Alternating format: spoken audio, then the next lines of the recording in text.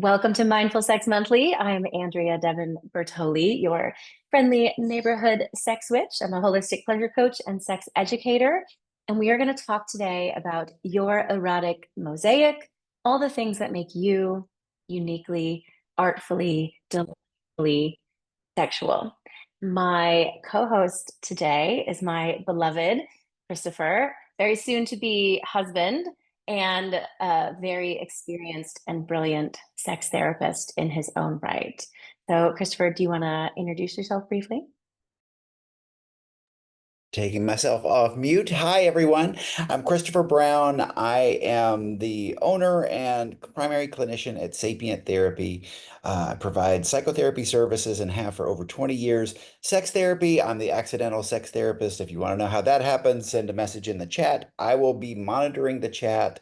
I'll be participating a bit. It's Andrea's show, and I'm happy to be the supporting cast. For my part today, and chatting about the erotic mosaic, it really is going to touch on a lot of parts of identity, a word that has really kind of fallen into the political zeitgeist, right? So I think Andrea is using the term mosaic to try to sidestep a lot of that loading that has gotten around the idea of identity. And as we were chatting about it, there's a lot of applications for the Gottman Institute's principles about rock star relationships that we can apply to your erotic life and your erotic relationships. So that's the part I'm going to try to sprinkle in today, as long as watching in the chat. So I just encourage everybody to use the chat. Sometimes as we're talking in this initial portion, the chat can be quite lively and I'll be participating in that. But if a thought occurs to you, drop it in the chat because you may lose it as we get onto another piece of content. So feel free to use that. I'll be watching it today and sprinkling in a little bit of Gottman wisdom as we go. Andrea, take it away.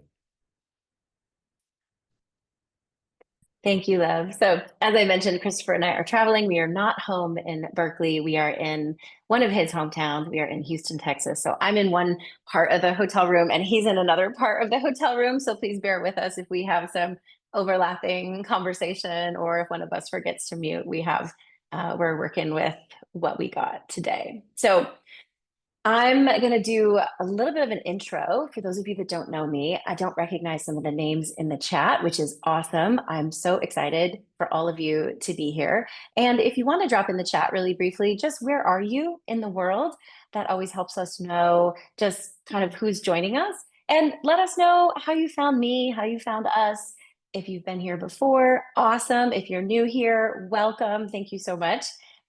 So I do outreach on Conscious City Guide and on Plura, sometimes on FetLife if I feel like venturing onto that. It hasn't been super successful for me in that way, but I would love to know where you are and how you found your way here.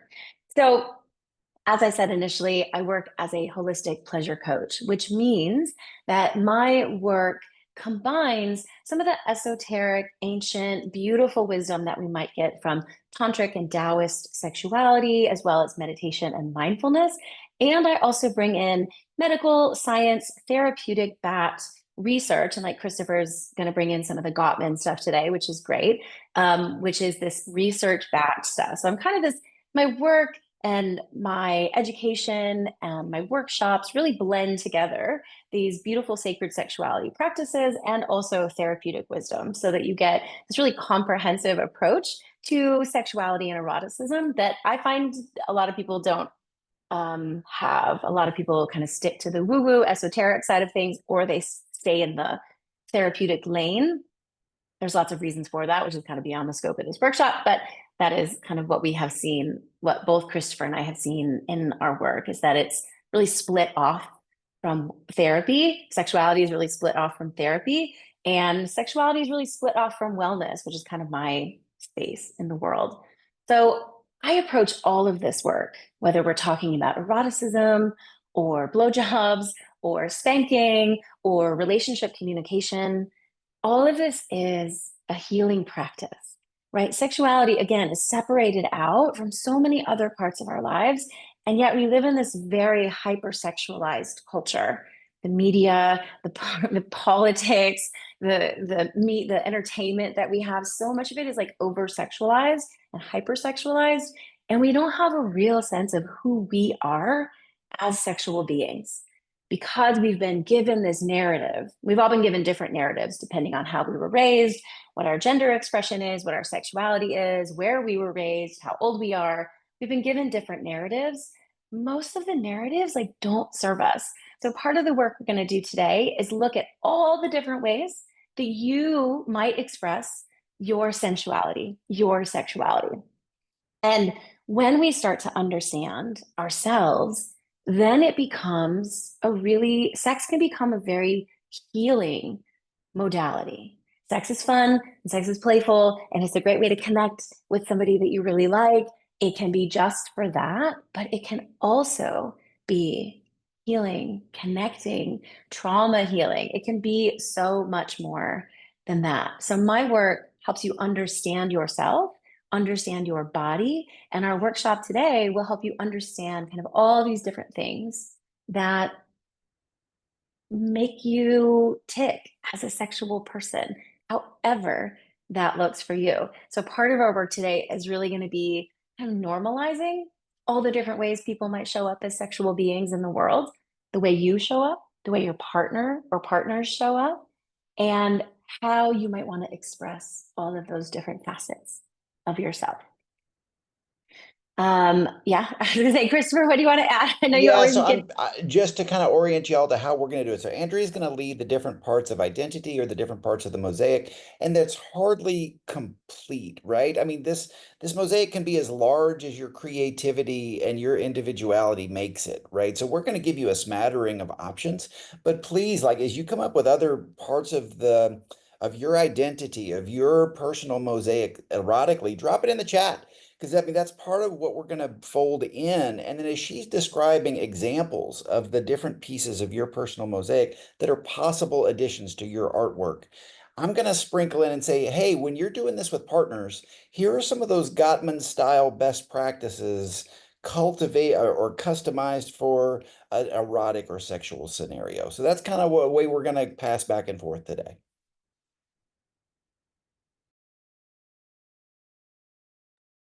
Okay, great.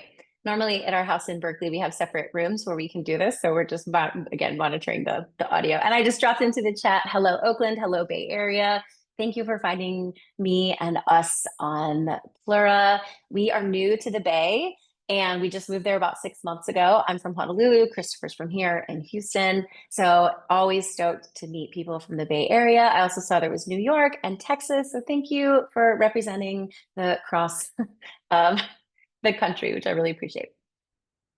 So thank you, Alex, for the welcome to the Bay. So I'm going to put the chat away for now and we're going to just dive in. So again, like Christopher said, please drop stuff into the chat. Whether we'll talk about kind of some different frameworks, whether oh, I'm that, or, oh, I've never heard of this before. I'm not sure what I am. We'll talk about all of these things and we really want to answer your questions along the way. So if you're out walking the dog or if you're driving and you're just kind of listening like a podcast, great. You can go back to the replay, message us later. But if you're here and on your computer and you want to drop in, it's always fun to have back and forth with our participants. So a couple of different frameworks that I want to start with. And I wanted to teach the class like this because I consider some of these frameworks and understandings really foundational to understanding who we are sexually. So I have a Patreon, which I'll drop the link in a moment. And this is a membership-based platform, and I can create short videos, long videos. And I created a series of master classes recently that was master classes for people with pussies and master classes for people with penises. And I called these the sexual foundations because what I did was I pulled together all of the things that I talk about in my first 1 to 3 or 4 sessions with a client. A lot of the kind of questions I get from people when they come to my classes or workshops. So I really do consider some of this like foundational knowledge to understand about yourself and your partners and lovers. So that's kind of where these frameworks came from, is really giving you this like baseline understanding. So the first one I want to talk about is how you are wired to experience desire. These are not set in stone, but many of us, most of us, are going to lean either more towards spontaneous desire. Others of us, we're going to lean towards responsive desire. Spontaneous desire is what we see modeled for us in movies, in rom-coms, certainly in pornography, where I see my person, oh my God, they're so hot, I want to bang. Or I just am horny out of nowhere because, and I just need to like have sex or masturbate or move this energy. A lot of people say it feels like it hits them like a bolt of lightning. It comes out of nowhere. I just am suddenly like so turned on and like so ready to go. And if that's you, fucking great. But again, this is what we see modeled. And if you are wired this way, awesome. There is nothing wrong with that. But most of us, I think most. Do you think it's a higher percentage of people that are responsive, Christopher? 'Cause I certainly do. Yeah, I think, in popular culture, what I see, and, there are exceptions to this, like the insatiable woman fantasy character certainly is an exception to this. But generally speaking, men are supposed to be hard and ready to go at the minute, at a drop of a hat. And, women are sort of given a little bit more permission, not in popular culture, but in sort of our general understanding that okay, it's going to take a little bit longer for a woman to become aroused, which is, thank God that message is getting across.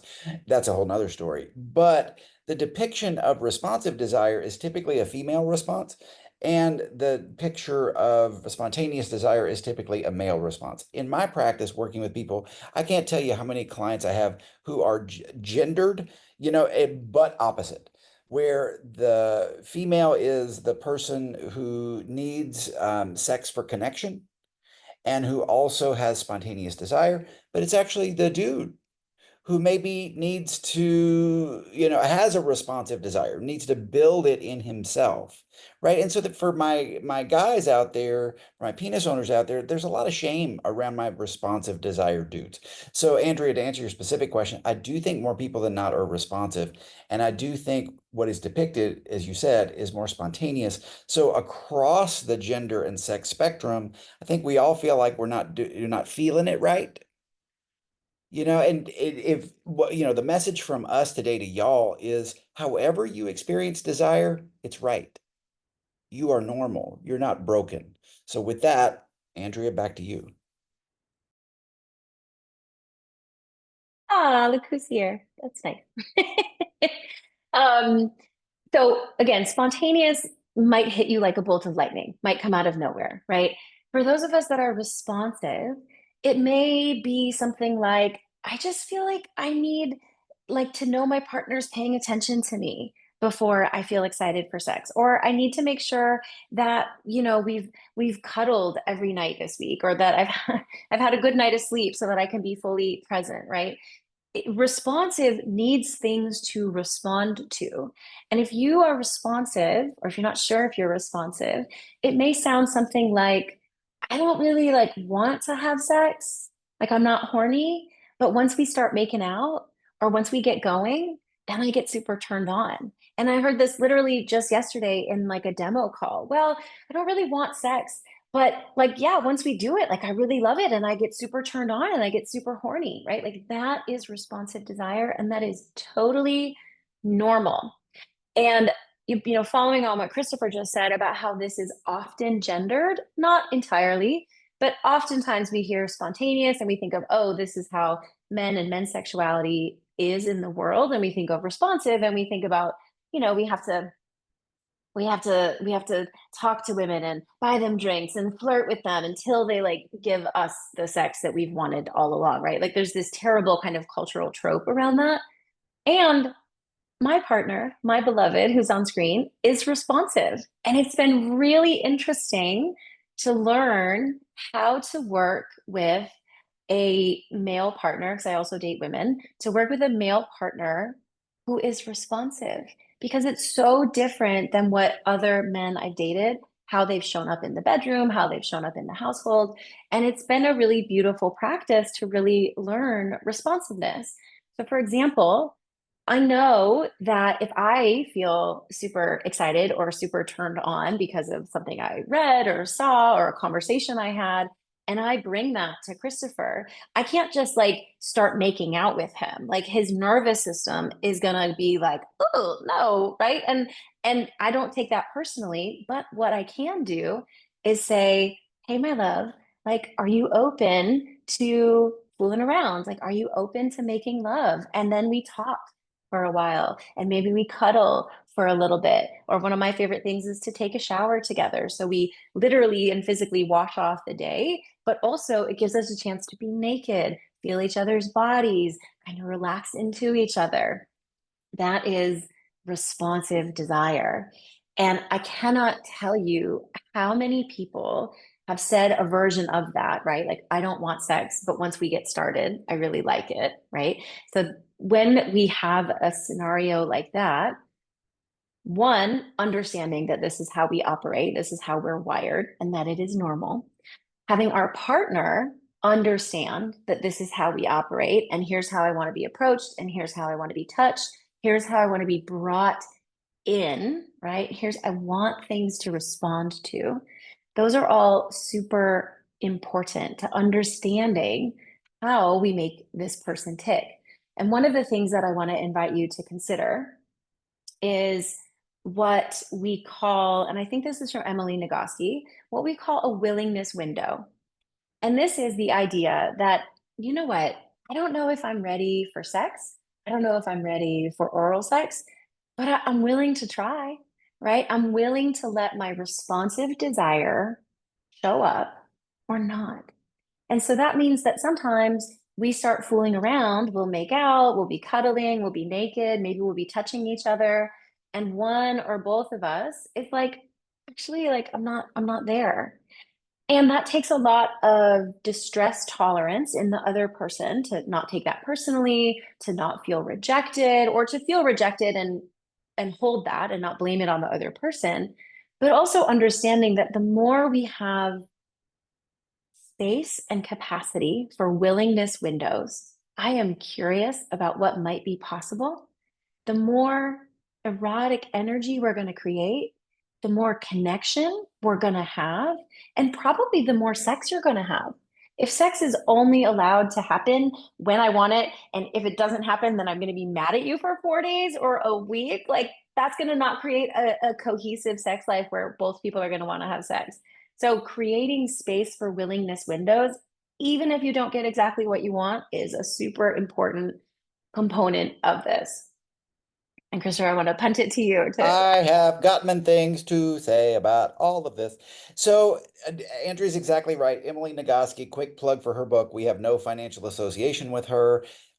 So, we're just plugging her stuff because it's great. The revision of Come As You Are, the updated edition, is a must read. It's sex education for women. And as a person who loves women, it's a sex education for me. So, check out Come As You Are. Her descriptions of responsive desire look something like this. We start touching. That feels good. More, please. Right? Oh, okay. That feels good. More, please. And then you might hit a place where, that feels good. That's enough. Or you might continue to say more, please. So that's kind of a way to think about responsive, right? And so now to bring in the Gottman stuff and the willingness window. Uh, this is real data, y'all. The Gottman folks, they've researched this for over 30 years. Kiss for 6 seconds. They call it a kiss with potential.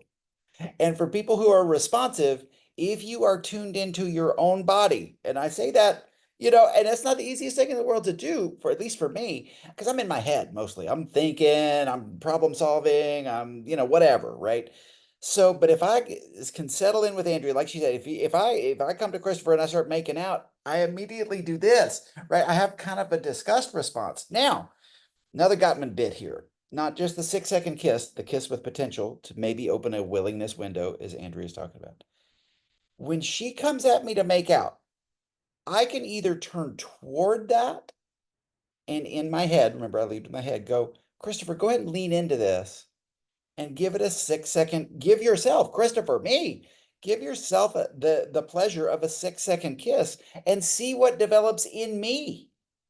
Right? Because typically what I used to do is I'd be like, oh, she's coming at me. She wants to make out. She must be horny. God, I gotta perform. Oh, man, did I take my Cialis today? I don't remember. Am I ready for this? Have I showered? Oh God. I don't know. I mean, y'all, you see, this is another Nagoskiism. All the breaks that my head will generate just as this beautiful woman is just trying to kiss me. Okay. So I really try to tell myself, okay, ground into, turn toward Gottmanism, turn toward her bid for connection, her wanting to make out, give myself 6 seconds and just see what blooms in my body. Sometimes nothing's going to bloom, and I don't want any more than that. And that's okay. I'm normal. That's, happens to all of us. Sometimes I might find, oh, more please, more please. Right? So there are a couple of things. Now, with bids for connection, whether it's a kiss or anything else, there are three things that we can do as the person receiving the bid for connection. I can turn toward it, give myself the 6 second kiss, see what happens. I can turn away from it, be like, I didn't really see her coming at me. I'm going to pretend I didn't notice that. And I'm going to get busy with something else. Hey, honey, did you see my thing? Whatever it is. Or I can turn against it, which starts to sound like criticism. How dare you come at me like that? You know I'm responsive. Why? Okay, now I'm turning against. The absolute best thing you can do for your relationship, erotically or otherwise, is turn towards bids for connection. It's bad to turn away from them. It is worse to turn against them. Okay, so I want to give you all those pieces as you're putting these into action in your life. Awesome. And I saw there was a comment in the chat. Aren't most of us both responsive and spontaneous? Yes. And one, generally, we lead towards one or the other. I was away for about 2 weeks in June. I went to Costa Rica on like this super amazing 100 naked women in the jungle retreat. And I came back like super fired up. And in that week, when I got home to Christopher, yeah, I was way more spontaneous because I had all this sexual energy and I had all this energy and I was really excited. And, likewise, when we are apart, for a long time, he might come back and be more spontaneous. So it's not set in stone. And yes, it may change with age as well. Certainly, as we get older and our hormones start shifting, that's going to impact our sexuality. And we're going to talk about that as kind of one of the frameworks to know also. But the other thing the next kind of framework I want to talk about is what Christopher already mentioned, which is the brakes versus accelerators. So we all have sexual accelerators, the things that turn us on, the things that the hot barista that we met at the coffee shop that morning, the sexy photo that my lover sent me, that like favorite pair of panties that I love, that I feel super good when I wear, right? That scent that we have that he put on when we made out last week. Like those are accelerators. Those are things that turn me on. And when we are struggling with sexual connection in partnership, we often add a lot more to the accelerator, right? We need new sex toys, we need new lingerie, we need new positions, we need a sex vacation, we need a sex coach, maybe. I mean, maybe you do, but we don't take advantage of the breaks. All of us also have sexual breaks, the things that turn us off and or distract us, right? So if I am in the middle of creating an amazing piece of content for my Patreon and Christopher comes in and is kissing on me and wants to fool around, like that's going to be a break for me. Like I am in my head, I am focused on my email, I am focused on my content creation. Like being in my head is a break for me. Not having taken a shower is a break for me. Knowing that there's clothes in the dryer and it's not working great, and so they're still a little bit damp, like that's a break for me. And anything can be a break, right? It could be, political crisis or climate anxiety or your stock portfolio. Those are things that we're not going to be able to fix in the moment. But if it's something like the laundry or the dishes or, oh my God, I forgot to send that email, like go do those things. Like take the 5 minutes to go do those things, to take off those breaks. One of the things for me is I don't like, I used to live in Hawaii and I don't like sand in the sheets. Like that's something that I can fix. So if I get into bed and there's sand in the sheets, it's going to be a break for me. I'm never going to be able to totally relax. And if I'm never going to totally relax, I'm not going to be super into my sexual connection in the moment. So I'm going to change the sheets. I'm going to brush them off. I'm going to make sure my feet don't have sand on them. And then we're going to try again. So understanding what your breaks are and understanding what your accelerators are helps you create a little bit of a roadmap for who you are and the things that you need, right? So again, if work and work emails kind of get in your head while you're fooling around, what can you do before you go to bed that you can take care of those? And not for an hour, right? Because then that's turning away from the bid for connection that your partner may have made. But how can I take care of this thing for like 5 minutes, deal with the intrusive thoughts because it's a break, and then come back to the moment? So, brakes and accelerators is a kind of colloquial way of talking about it, but this is actually a function in our brain called the dual control model. This was popularized also by Emily Nagoski in her book, Come As You Are. And understanding that our brains are actually wired that way. It's not just you being picky or you being OCD. This is actually how your brain is wired. And one of the things that Nagoski says is that, again, most of the time when people are struggling with sex or sexual connection in their partnership, we just throw a bunch of accelerators on. But just like in your vehicle, you cannot slam your foot on the accelerator and also slam your foot on the brake. If those brakes are on, you are not going to accelerate, right? Like if I am super stressed about work and I just spent 20 minutes reading the news and I'm super stressed about the political situation, and then also I'm worried about money, and also I'm worried about the polar bears, and also I'm worried about like where are my kids going to go to school? Like those are big breaks that again, we're not going to be able to solve in the moment, but knowing that those are there means that you can take proactive steps to say, hey, you know what? I'm transitioning from work. I need 15 minutes to calm down, whether that's a shower, a bath, a walk, doing some meditation, doing 15 minutes of yoga so that you can get out of your head and out of those kind of crises and anxieties that you're feeling and into your body. That can help too, right? So understanding that those things are your breaks, learning how to transition out of them, and then focusing on the accelerators is going to help make sex better for you. So for me, I want to I'm going to zoom out. I'll do this in session a lot. I'll zoom in on a detail, which I'm going to do in a minute, but then sometimes I want to zoom out and say, okay, remember the bigger picture, y'all.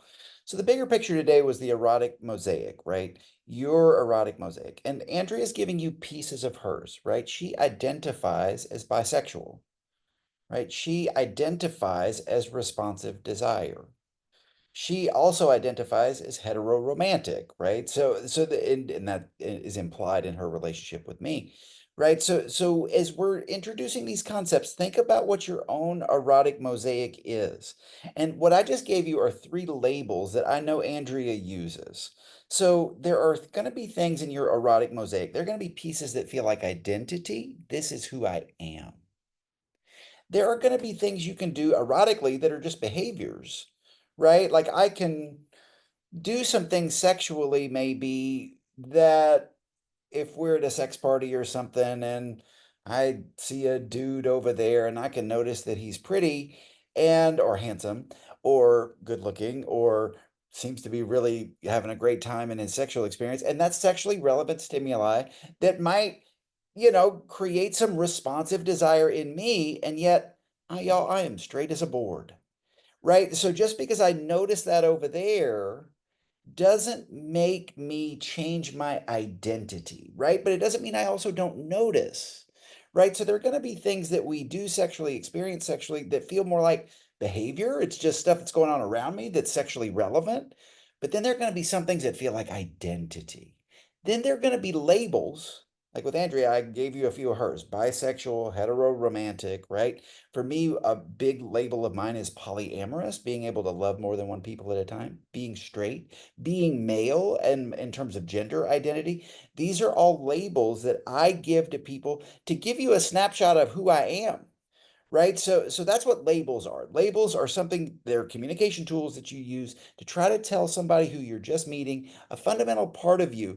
Now, the nuance of you as they get to know you may be a little bit different. So again, back to the responsive and spontaneous. If I identify as more responsive and I give you that label and I explain to them what they mean, I explain to you what that means. It doesn't mean that it's impossible for me to have spontaneous desire. It's not all or nothing, but it is the way I lean. And so that's important information for a lover to know about me, right? So there was something else, Andrea, and what you were saying. I'm going to kick it back to you because I'm tired of hearing myself talk. But there was a Gottmanism in part of what you were just saying. Did you, was there a specific question or comment that I'm blanking on now that you feel like is particularly relevant? If not, just go in whatever direction you have next. No, I don't think so. All right. So I also want to say about labels. For some people, labels can be really helpful. For other people, they feel like tiny little boxes that don't feel big enough for me. That's okay. Not everyone likes labels. The label of bisexual really fits me. And there are other people who might have exactly the same sex history and exactly the same kind of desires as me who might think that bisexual is too constraining of a label. That's okay. So so when I think about kind of like frameworks, right, like desire, spontaneous versus responsive, like that is kind of how we're wired. And like Christopher said, we may deviate from that because of circumstantial things or because of aging or something like that. And understanding that, you know what, I think I'm mostly responsive helps me then better communicate to a lover, understand myself better, and those can be really helpful. It does not mean that any of this is set in stone. And we're going to talk about sexual fluidity in a few minutes because that's on the list also. The other framework that I've found really helpful for, yes, yes. You said it and you helped me remember. So sorry to interrupt you. But one of the Gottmanisms that I wanted to say at this point, and it came up in the chat too. So the question in the chat was, hey, tips for opening up willingness windows, both in myself and in others, right? What can I do? And the Gottmanism here is little things every day. We are taught in a lot of popular press that to be a better lover, I need to learn a new technique, for example. Or if I need to, rekindle my relationship that's become stale or is at a crossroads, then we need to take an extravagant trip and I need a big romantic gesture. I love a big romantic gesture, don't get me wrong. They're a lot of fun for me to plan and execute. But I know the research shows us it's little things every day. So when you're getting into willingness windows, one of the biggest things you can do is one, know your own brakes and accelerators. Know your partner's brakes and accelerators. This is love maps. So Gottman, the foundation of rockstar relationships is knowing your partner well and keeping that knowledge up to date. I know what Andrea's brakes are. I know the things, and she's saying a lot of them that are macro. I worry about the polar bears. I worry about climate. I worry about, the political landscape that we're in. I can't do shit to take off that brake, right? But there are things around the house I can take care of that I know will take off those smaller breaks for her. And this is where the Nagoski and the Gottman stuff tie together. Gottman is little things every day are better than big romantic gestures once in a while. The Nagoski stuff will tell you removing the brakes is more important than hitting the accelerator, right? So that's one of the things in willingness windows is what are the brakes? Take off those brakes every chance you can. Then know your accelerators, and after the brakes are off, then hit your own accelerator. Then know your partner, do the same for them. Then get buy-in with your partner if there's safety, if they won't turn against your bid, right? And say, hey, can you join me in taking off my brakes? Can you join me in hitting my accelerator? Andrew, sorry to interrupt, but that was the thing I couldn't remember. And then I did as soon as you started talking rather. So I stepped right on you. My apologies. You're forgiven. I want to give an example of this too. I had this lovely couple that I was working with for a while, and the wife was saying, I just need you. She was responsive and she said, I would feel so good if you could help set the stage, right? Dim the lights, put away the laundry that's in the room, make sure that this and this, activity was taken care of, because otherwise I have to do it all. And then I have to do all these tasks and then I don't want to have sex. And and he understood it and yet didn't do it. Right. So this is where, and this feels like a much bigger discussion in terms of like the mental load, predominantly in heteroromantic and heterosexual partnerships, but like understanding what your partner needs to take off those breaks. If it's the big stuff, like Christopher said, he can't fix that. But what he can do is make sure that there's no clothes in the thing, make sure the dishes are put away, make sure that dinner is ordered so that I don't have to worry about dinner in an hour, right? Like he can set the stage for my responsiveness. And likewise, I can do the same for him. And that is some of those small gestures that build up over time that it just makes a world of fucking difference. I cannot even tell you how nice it is to have a partner who actually like sees me in that way. And it's little So things every day, y'all. It's not some big thing I did where I sat down with her once and I said, "Boy, I really understand you in this way. Let me explain you to you." Right? It wasn't some big talk where, "Okay, you got it. You got that. I got you. That's it." No, no, no, no. It's the little things every day. every day. All right. So the other kind of foundational framework I want to mention, and this again is often gendered, and by couple, it could be totally different, right? So just as you hear that, just know that you may hear it as a gendered thing, and it is not.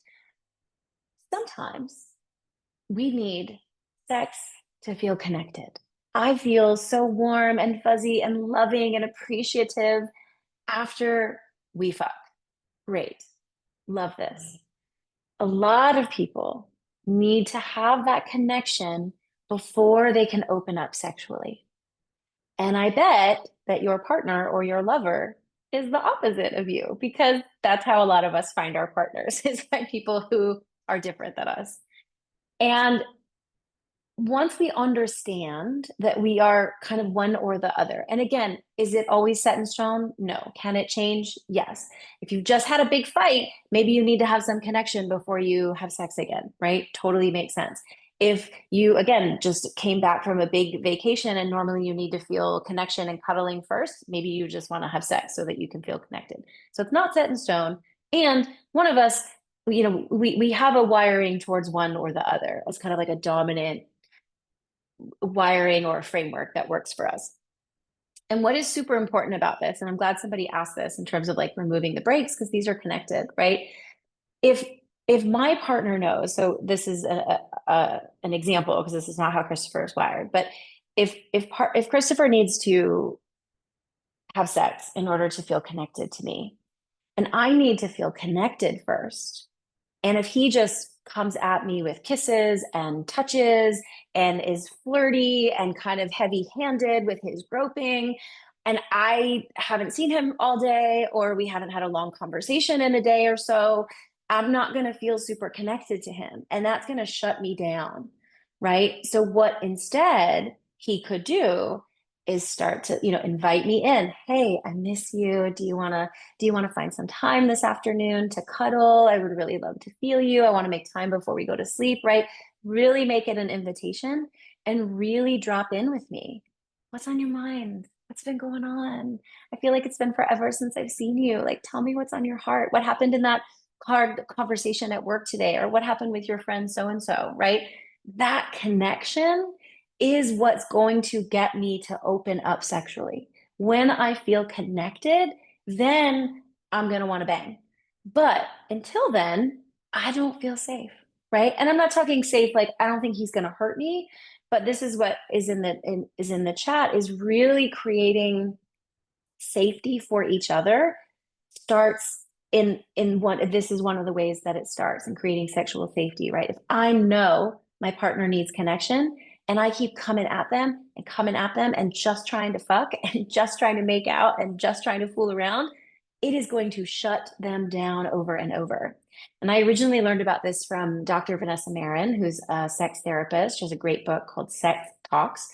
And I first heard her talk about this. And the way she talked about it was that those of us that need to feel connected before having sex, our needs take precedent because it is rooted in that fundamental sense of bodily autonomy, body safety. Can I trust this person to go slow enough to warm up, to open up so that I feel connected?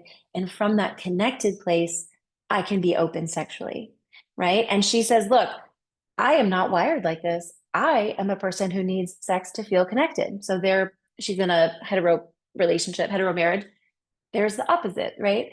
She wants to have sex. That helps her feel connected. And she knows that her partner is not wired that way. And she says, look, I get it. It sucks that you have to put your needs in the back seat in this one particular way.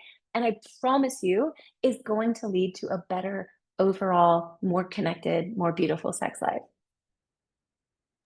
So the Gottman concept here, y'all, is called soft startup. Soft startup. So let's take Vanessa and Xander, that example that Andrew just gave, and they've written about this, so we can kind of talk about it. Vanessa knows she has to do a softer startup to get to the good sex for both her and Xander, right? So let's say that Xander and Vanessa did it the other way around, where Xander just says, okay, I'll sublimate my needs, maybe even cut them off altogether, and I'll just do what you want to do. I think we've all had the experience if we've been in a relationship long enough to where like I'm gonna do something on behalf of my partner that I wouldn't choose to do on my own. Like that's a loving gift. Like okay, we're gonna go see my nephew while we're here, and Andrea may or may not be particularly interested in seeing this person she's only met once. She probably, if she came to Houston on her own for a conference or something, maybe wouldn't even connect with him, right? But for me, she says, sure, let's go, meet your nephew and hang out with him and, have a good time. She's giving me that gift, right? So if Xander says, well, okay, I know Vanessa needs to have sex to connect, let me just go ahead and do that. And let's say he doesn't do it just once, but he does it over and over and over. What Xander's going to start doing is he's going to start dissociating from his own desire and probably his own body, right? So then he is going to lose touch with his own body awareness. And that's something I said in the chat a couple of times. In these willingness windows, one of the things you can do for self is really be aware of your body and your desire, right? You can think of it like a pilot light. Is my desire lit? No. Okay, what do I need to do to even try to light it? Okay, then once it's lit, what do I need to do to turn this burner on? Okay, then what do I need to do to turn it up? What does it feel like when the burner gets turned up in my body, right? That kind of awareness while you're being attuned to a lover is like some erotic jujitsu, y'all. I mean, like I've got to, it's kind of like the tapping head and rubbing your belly at the same time. Like I've got to be attuned to myself and attuned to my partner at the same time. So that's one of the things you can really do to create willingness windows is really be able to do that. One, be tuned into yourself, then be able to attune to a partner at the same time.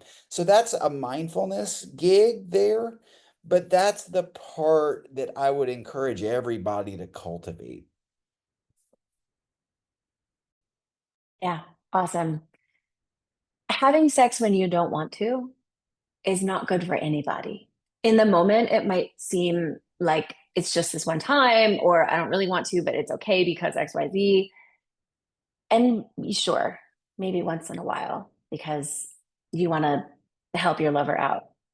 But over the long term, you are not only training your body to disassociate from your own desires, you are also training your nervous system that sex is not safe, that pleasure is not safe, and that ultimately your body and your pleasure are not your own, right? And I know firsthand what that feels like.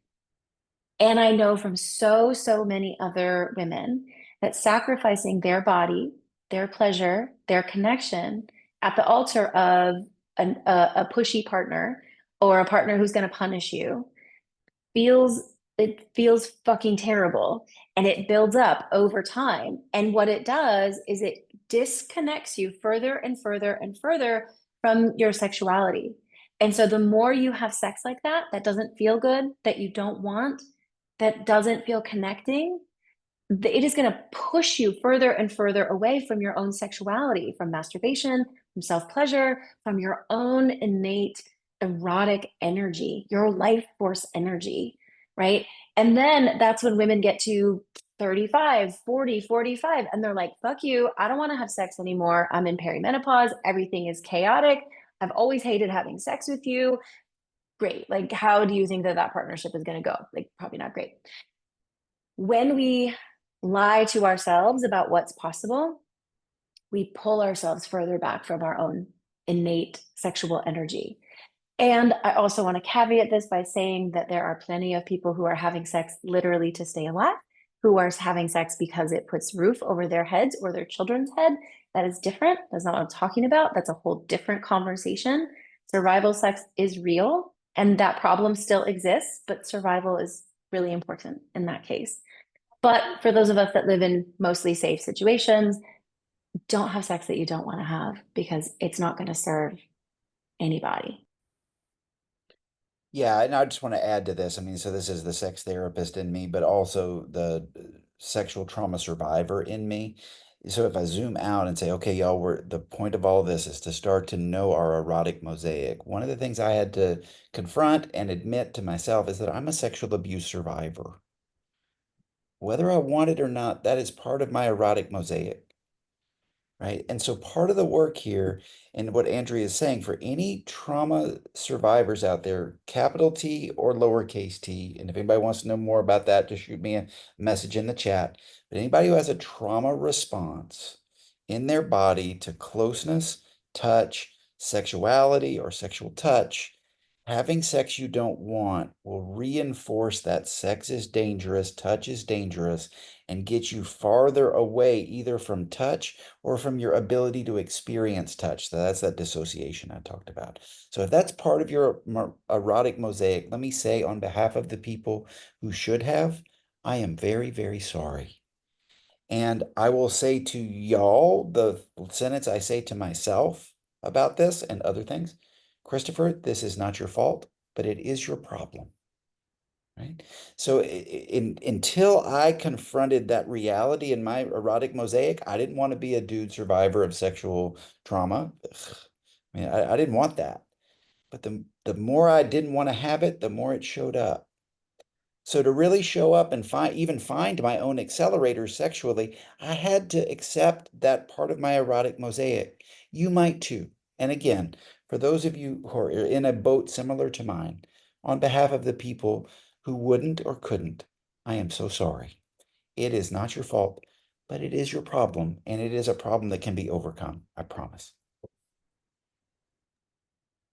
Yes, it can be overcome.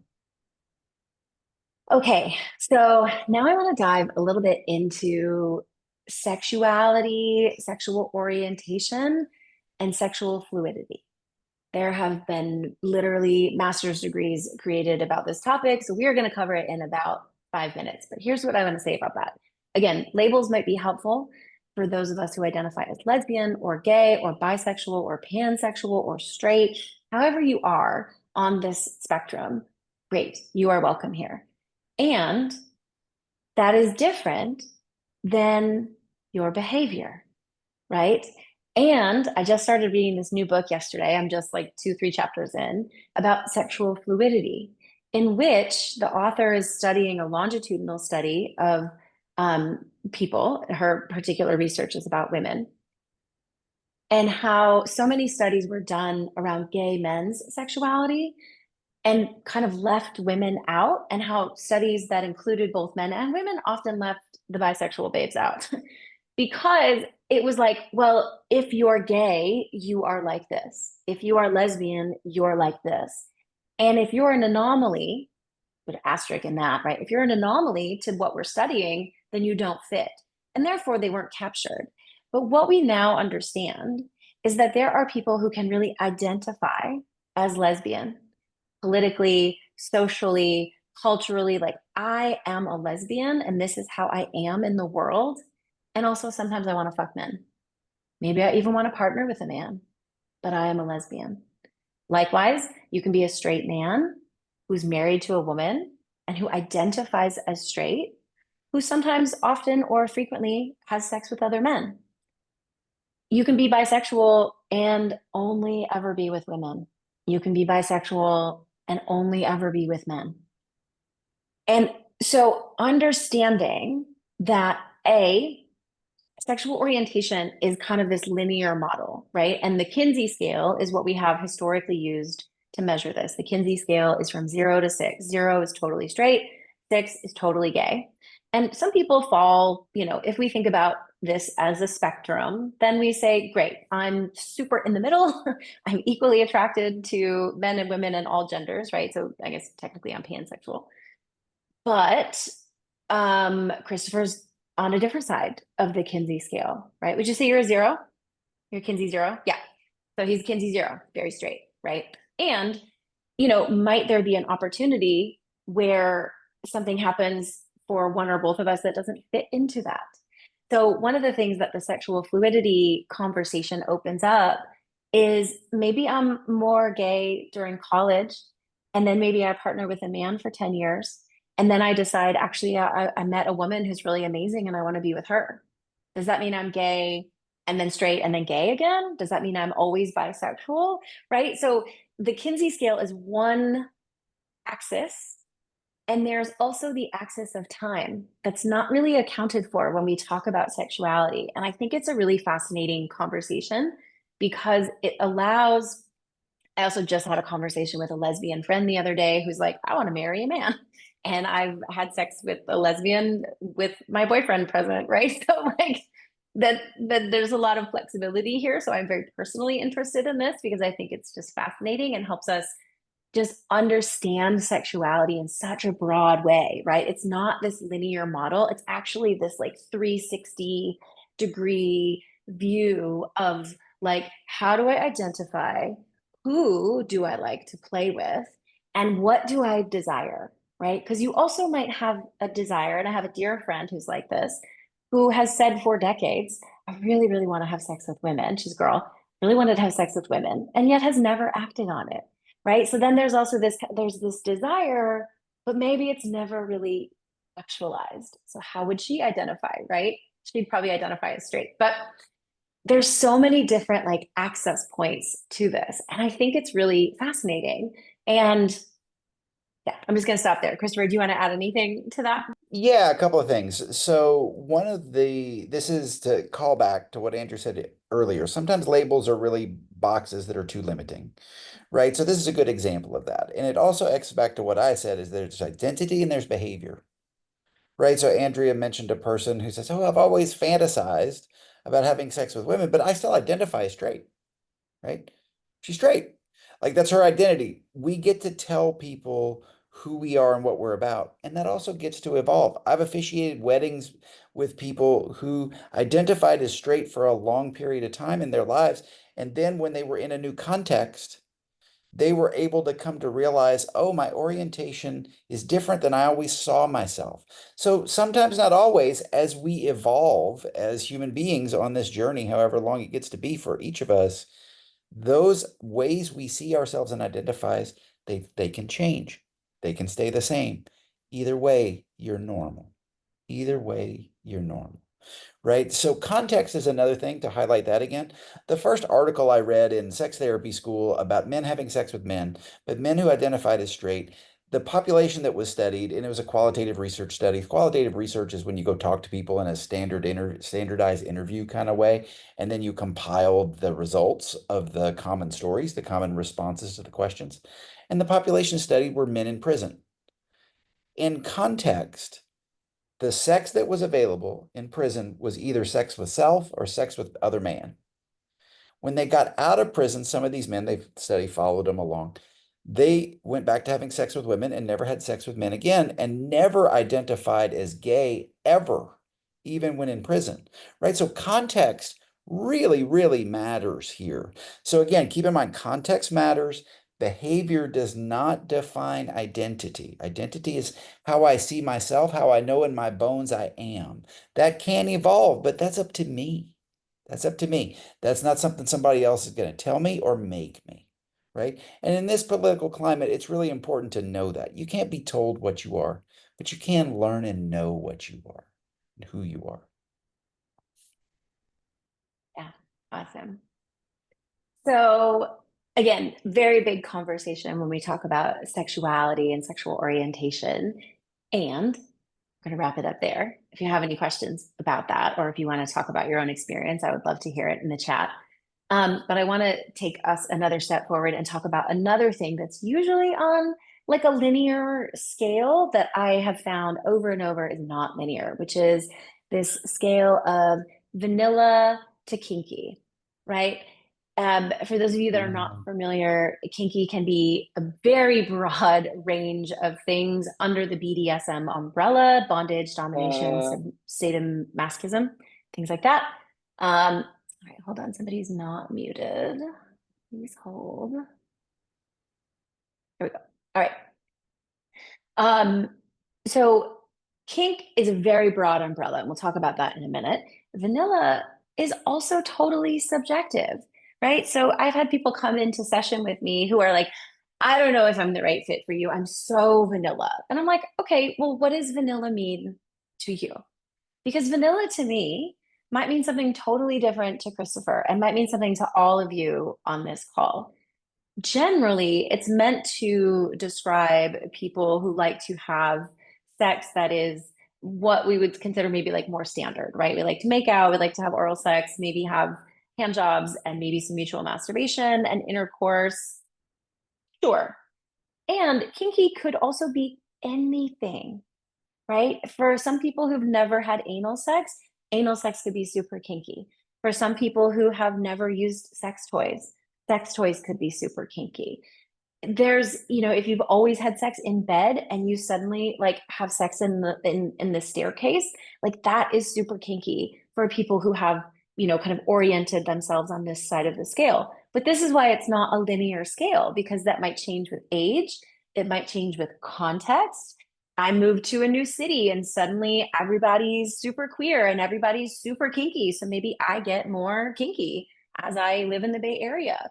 Maybe I live in a place that's a small town and I can't really be queer and I can't really be um, into BDSM and there's not a lot anybody else I can explore impact play with. And therefore that part of me kind of goes unfed for a while or undernourished for a while until I travel or until I find somebody online or something like that. So this idea that there is kind of one version of vanilla is just not true.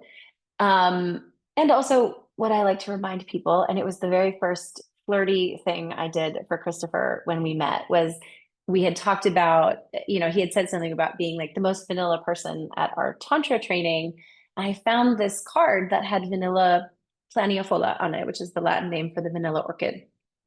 Vanilla is one of the most complex flavors in our entire world, and it is also one of the most expensive flavors in our world, and it is one of the most complicated plants to pollinate, to grow, to pollinate, to harvest, and to transform. It's also the world's only orchid that has a fruit on it. So vanilla is pretty fucking cool, whether you're talking about vanilla the plant or the flavor or vanilla sexuality. So I just want to really normalize that too. If you identify as vanilla, fucking great. Your vanilla is going to be different than somebody else's. When we move a little bit further down that scale, which again is different for everybody, you may want to explore some kinks. Your kinks might be totally different than somebody else's kinks. So it's really important if you meet someone who says, oh, like I'm really kinky, like, okay, great. Tell me what that means for you, right? Are you a rope bottom? Are you into needle play? Are you just really into being a brat and you want to be tamed? Or do you want to be hung up from the ceiling? Like there are literally a million different ways for people to explore their kinky sexuality. And I would say that it's really interesting being in the Bay Area because I think in the past couple of years, Christopher and I have both realized that we're pretty kinky in certain ways. And now we're in the Bay Area and we're like, holy shit, we're so vanilla, right? So just to say, context matters. And even though we are often the weirdest, wildest, sexiest, most experimental people in a room, we have been in some rooms lately where we are like, not that. It is really fascinating because I feel, pretty expansive and pretty knowledgeable. And to be sitting at some dinner tables, or we went to a play party last weekend, or to go to some events here, we were like, holy shit, like we are total novices here. So, all that to say, like your particular kinky expression may not look like what you see, I don't know, in like porn or at a dungeon. And that's okay. Again, like kinky can be anything that is different from your normal, right? Anything. And there is such a wide range of things to explore under the kink or BDSM umbrella that there is literally like an unlimited supply of novelty, which is the other thing I want to quickly segue into, is that some of us have a higher degree of novelty seeking than others.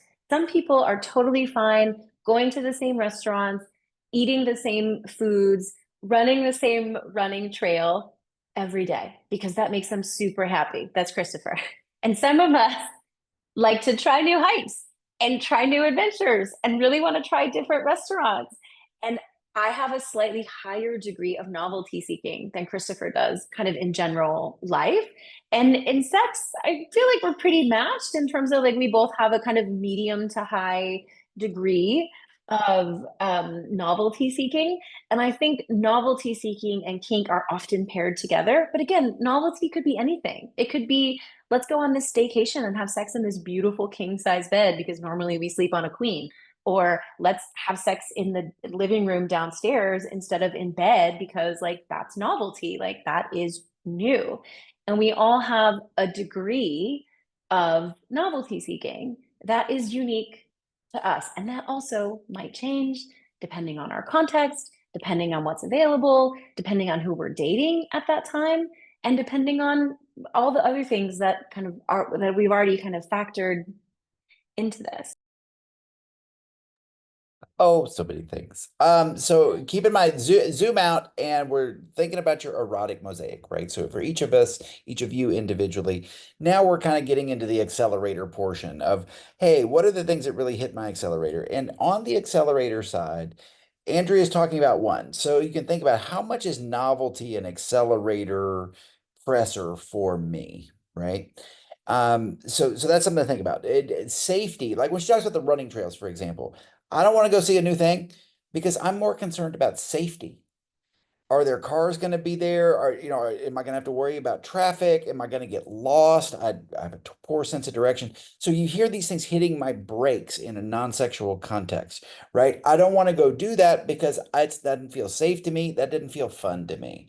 I want to go where I know I'm going to be safe. Now I can go enjoy my run, the way my body feels, the way the day is, what I'm listening to while I run, right? I can find my pleasure in that. So it's a non-sexual example, but you can apply it to a sexual scenario, right? So for kinky folks, Andrea, this reminded me of the story of the play party we were at, where I was having the most delightful conversation with this man who was talking about what for me is a kink I know about, but I don't think a kink I would want to participate in because of my need for safety. But he set up a scene and was describing the scene he set up for his partner who had ahead of time agreed. And I had said earlier in the chat, know your partner. Remember, this is Gottman love maps, but eroticized, sexualized, right? Know your partner's love maps. This dude knew that his partner liked consensual non-consent. Now, if you're going to play with consensual non-consent, you better be a hell of a communicator and really know your person's limits and edges, boundaries and edges, and accelerators for novelty. Like think about the novelty of consensual non-consent. So he's explaining this whole scene that he set up while showing me what flowers I could plant in my new front yard. Right. So it really is like we were kind of going from this relatively vanilla topic of landscaping to a really kinky scene. Now, this is the sex therapist and educator in me that also wants you to let you know that we can be kinky and we can also have fetishes. So so this gets into a concept called the erotic blueprint. And I was talking with a client the other day who said, my mom was hypersexual when I was a kid, and I started masturbating as I was listening to her having sex in the other room because she was really loud. Right. And so the sound of sexuality, like when this person watches porn, it's not the visuals, it's the sound. And she comes to me with so many questions or the question that so many people have, am I normal? Yes, you're normal. That's what she learned sex was about, and that got eroticized in her young adulthood. So, for all of us, if we learn our accelerators, this is kind of a fun fact for me as a therapy nerd. There is a childhood component about where that early childhood experience happened for you, and it got sexualized or eroticized, not in an abusive way, but in just a normal sexual development way. So if we have things that hit our accelerators, there is some link to your early childhood development about why that hits your accelerator. That is normal. It is totally normal. And if that fixation becomes so central to your erotic, particularly orgasm, but sexual pleasure, and you can't have it without it, my client was not this example, but let's say she was, where she had to have the loud sound disconnected from visual to orgasm, then we would think about her having a fetish. And again, fetishized is normal. It's just an intensified erotic accelerator that to get myself over the edge to orgasm or peak pleasure, I have to have the thing, right? I have to have my thing. So I just wanted to give that piece as y'all think about your erotic mosaics. Perfect. So I lost my document. Please hold.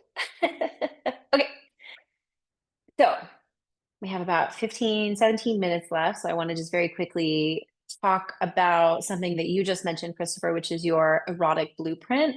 So this is like actually a trademarked, understood, very studied, and very well taught program by an educator named Jaya, where she looked at all of her clients that had been coming to her for decades and realized that they had these kind of unique blueprints. And the 5 blueprints, as Jaya has mapped out in her erotic blueprints course, are sexual. So the things that we think of as sexy, right? Pornography, visuals, genitals, direct touch, things like that. Sensual, those of us that are turned on by making sure that the lights are turned down and that the right music is on and that it smells really good. And this is me, like to a T. Energetic, those of us that can that get turned on with the anticipation or the kind of like flirtation, or once we start to explore a little bit more of the energetics of sex, which we've talked about before, this kind of sexual energy that gets charged up and moves through us, and it's kind of this aura of erotic that we can kind of swim in. That's more the energetic. Kinky, which again she describes as it doesn't have to be this, intense scene. It's something that's different, something that is different for me that I've not done before, something that's taboo. If I grew up in a religious culture and I wasn't supposed to have sex with women, and having sex with women might be super kinky, right? And so anything can be kinky in her rubric as well. And then the 5th erotic blueprint is shapeshifter, which is those wonderful beings like Christopher who embody all of them. So he can get turned on sexually, he can get turned on sensually, he can get turned on in this kinky way or in this energetic way. So he's kind of a shapeshifter in this way. And Jaya's work is really helpful because, again, if we take all of these different things that we've talked about today, the spontaneous or responsive, the bids for connection, the brakes and accelerators, the sex versus connection, the sexual orientation and fluidity, and your erotic blueprint on top of all of it, like finding somebody who's exactly like you is just not possible, right? Because we, in this moment, have these particular frameworks and particular wirings and particular desires. And in a year or in a month, that might feel super different. I mean, fuck, for me, it's like within a week, right? Like I am like 4 different sexual people throughout the month as I am 45 and moving through the end of my menstrual cycles. Like I'm a different person every month or every week. And so every week I moved through all of these, right? So there's these kind of like multiple charts. Like if we baseline charted it, it would look really different every week. And the other kind of final thing I want to add to that is your age, right? You may have been this and this and this way when you were 20, and you may have been a different, slightly different version of that when you were 30, and now you're 40 and it's something totally different. And in your 50s, 60s, and 70s, this is going to continue to evolve. And this is something that I learned from Christopher, which was we really have to update our erotic self, our sense of our erotic self every decade, maybe even sooner, right? If our context changes, if we move, or if we have a new partnership, or realize we're gay, or something like that. But we get to update who we are. And if you are 45 or 65 and you are still comparing your sexual self now to who you were when you were 20 or 25, it is a losing game. You are going to be disappointed. You are going to discourage yourself. You're not going to feel good in your body, and you're not going to feel good about the sex that is possible in your body right now. So maybe at 25, you were mostly straight and you were super spontaneous and you wanted to have sex every day. And now at 45, you're leaning more towards homosexuality or bisexuality, and you only want to have sex once a week or maybe once a month. And you know that it takes you some time because you're a little bit more responsive and you know that you need to feel connected first. That is normal. Updating your erotic scripts, understanding who you are now and then updating that as we age and as our context changes is so valuable to explore. Like it is such a gift that you give yourself and your partner to learn about yourself and then learn to have those conversations about, I have this new desire, or this is happening in my body and I really don't think I can do that thing that you like anymore, whatever that might be. um, and Christopher, I'm going to bounce that to you because I'm sure you have a lot to say about that as well. Well, you summed it all up. I mean, you said everything I could think to say. So the only thing I'll add is a story. So, client of mine, 60 plus year old male, prostate cancer survivor, with profound erectile dysfunction, came to me with a lot of unprocessed grief about the loss of his erectile functioning. um, was really chasing absolutely every intervention to have sex like he did when he started having sex, say in his late teens, early 20s. And this was all unconscious, right? He didn't come in with this as the presenting problem, but I knew because I knew what I was listening for. He came in the presenting problem is, I want to have a dick like I did when I was 18. It's not possible. Time is passing for all of us every day, right? There's GSM for women, there's erectile dysfunction for men. If we don't, as Andrea said, just to echo this, so one of the biggest pain points for this man who came into me is he had never updated his erotic template. So he was suffering of himself, right? So he was functioning and expecting his body to function like it did at 18 and 20, and he was suffering by comparison. So, self esteem through relativism, either to other people or to a past version of yourself, is a road to a lot of psychic pain, emotional pain, right? So, that practice of updating your erotic template at least every 10 years. What do I expect my body, this body, to do at 50, right? And be realistic. What is it capable of? What do I have pleasure in at 50? Right? By the way, I have a much broader menu of pleasure options for this body at 50 than I ever had when I made my sexual debut at 18. Okay. But if I was expecting my sexual function to be like it was at 18, and I think the first time I had sex 6 times, and I had six ejaculatory orgasms in the first episode of intercourse I ever had. Y'all, if I expected this 52-year-old body to do that, how miserable am I going to be for the rest of my sexual life? Miserable. And that was this man who came to me, right? So, as you're updating your erotic mosaic, as you're creating your erotic mosaic, have a realistic expectation of your own body at the decade of life that you're in, is my strong advice. And I just want to highlight somebody put in the comments, some of us are much healthier and sexually more aware at 40, 50 than we are in our 20s. Yes, and like, thank God, right? Like, I um have always been attracted to older men in particular. And now that I'm 45 at the gym or out in the world, like there's so many like beautiful men who are like 25 or 30. And I'm like, no, just 100% not interested because I want somebody who's so erotically mature. I want somebody who understands their body. I want somebody who understands all of this stuff that we just talked about. Like I want a sexual expert, an erotic expert in themselves so that they can then be a good match for me. And it's been interesting going on dates and meeting people and really realizing like, oh, people are not having these conversations. People are not understanding who they are. They don't understand what they want. They don't understand um, these different aspects of sexuality that are so foundational to understanding who we are as adults and as erotic beings.